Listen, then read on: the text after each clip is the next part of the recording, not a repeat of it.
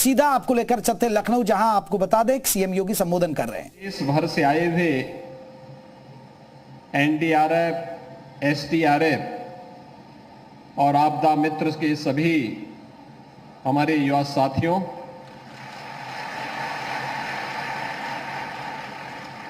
उपस्थित भाइयों बहनों, उत्तर प्रदेश देश की सबसे बड़ी आबादी का राज्य है। स्वाभाविक रूप से देश के बड़े क्षेत्रफल वाले राज्यों और बड़ी आबादी का राज्य होने के नाते हमारे सामने चुनौती भी उसी प्रकार की है।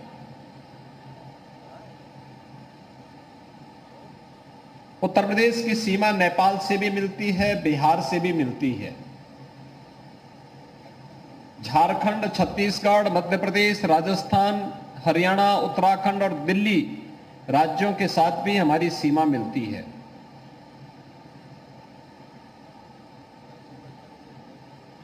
अलग अलग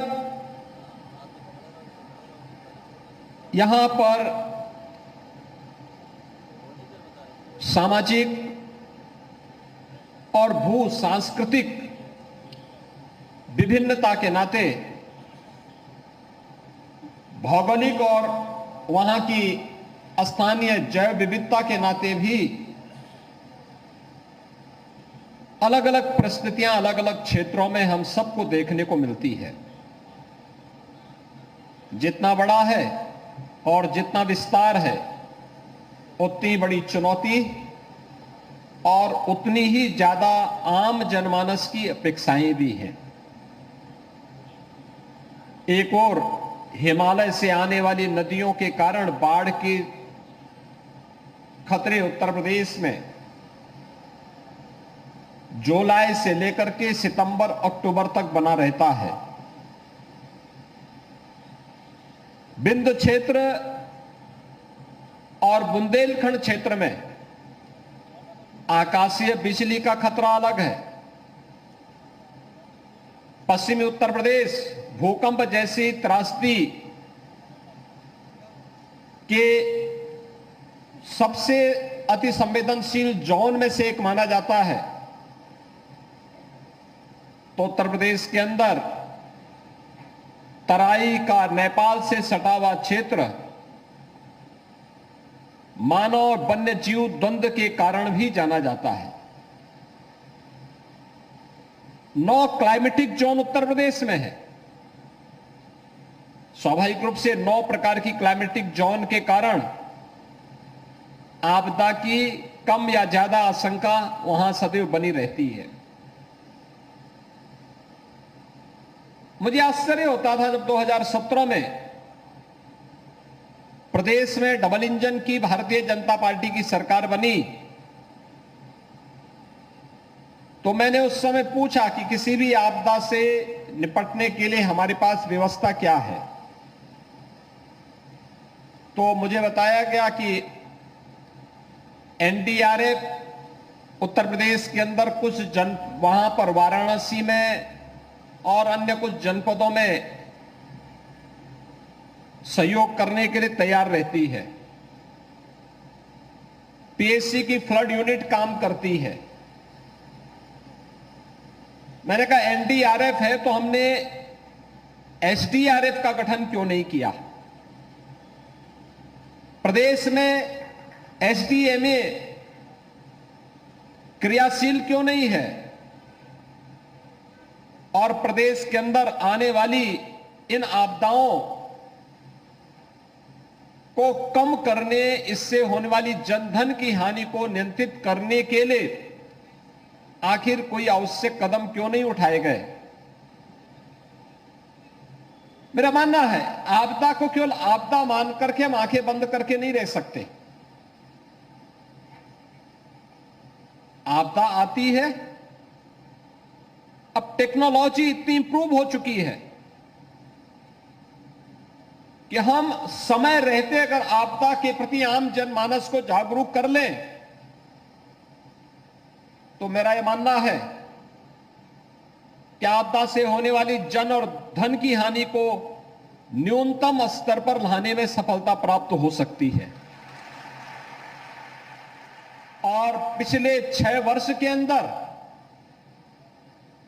प्रधानमंत्री मोदी जी के मार्गदर्शन में, उनके नेतृत्व में देश जब प्रगति के नए नए प्रतिमान स्थापित कर रहा है, तो उत्तर प्रदेश ने भी विभिन्न क्षेत्रों में जो प्रगति की है, उनमें से आपदा प्रबंधन का एक क्षेत्र यह भी है जहां पर हम लोगों ने आपदा को न्यूनतम करने और आपदा से होने वाली जनधन की हानि को भी न्यूनतम स्तर पर पहुंचाने के लिए जो कदम उठाए हैं, आज उसके परिणाम हम सबके सामने हैं।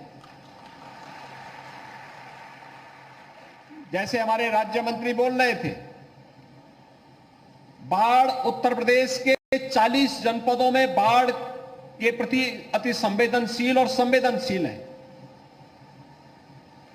24 जनपद अति संवेदनशील है और 16 जनपद संवेदनशील है।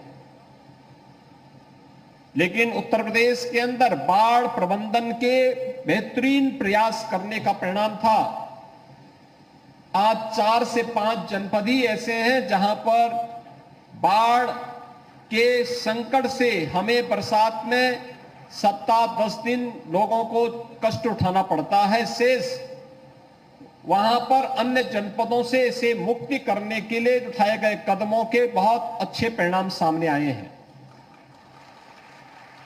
और बाढ़ के समय भी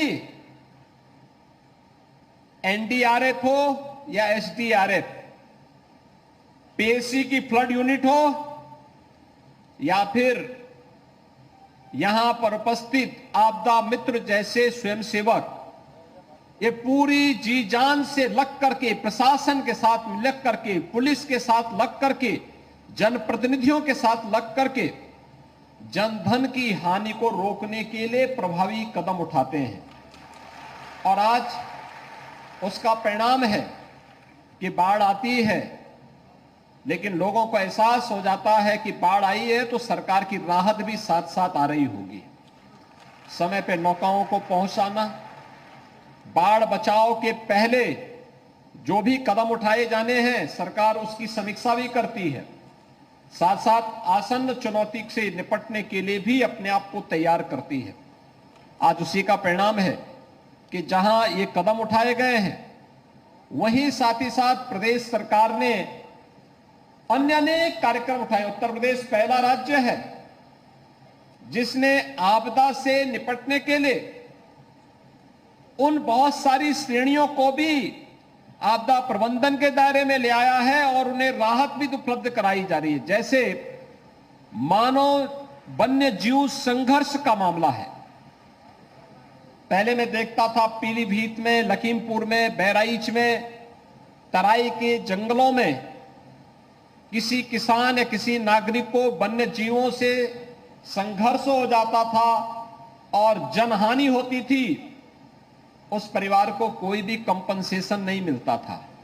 आज हमने अनिवार्य कर दिया है, न केवल वन्य जीव, चाहे वो टाइगर हो, भालू हो, हाथी हो, किसी भी वन्य जीव, या सांप के काटने का हो, या नील गाय, या फिर किसी आवारा निराश्रित सांड के द्वारा भी अगर कोई नुकसान पहुंचाया जाता है तो उन स्थितियों में कंपनसेशन की व्यवस्था हम लोगों ने प्रदेश के अंदर कर दी है।